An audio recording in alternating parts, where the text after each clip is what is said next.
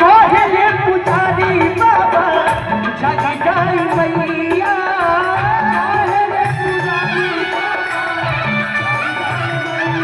आई के तुम्हारी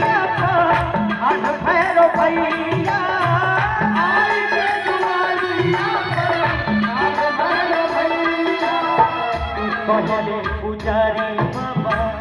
जग जाई मैया आई के तुम्हारी अपा हाथ भैरो भैया आई के तुम्हारी अपा और जब दुआरी पे पहुंचे माने भैरव भैया ने कहा पूछता ने तुझे बड़ी सा तोरे ओ तुझे बड़ी सा तोरे बहनिया नो जागा हो गई माई तुझे बड़ी सा तोरे बहनिया नो जागा हो गई माई पुजाली गिरनिया नो जागा हो गई माई मुर्गा से पुजाली गिरनिया नो सब लोग मिल के कहा था कहीं से राखल बाटे छतवा बगिया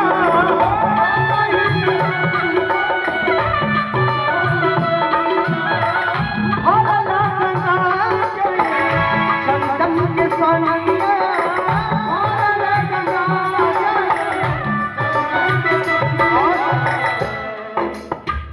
लाई गई लाला गई लाला अरे चननिया नो हो जागा भोर भैल माई गई लाला चननिया नो हो जागा भोर भैल माई गई लाला चननिया नो हो जागा छोरो छोरो दुनिया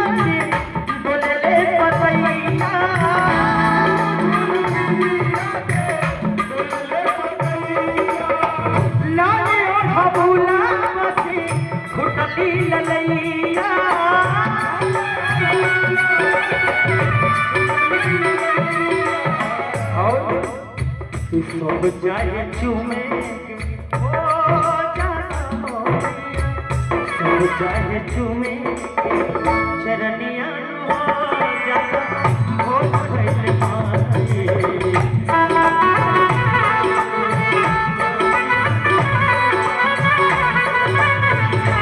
भोर भैल माई जागा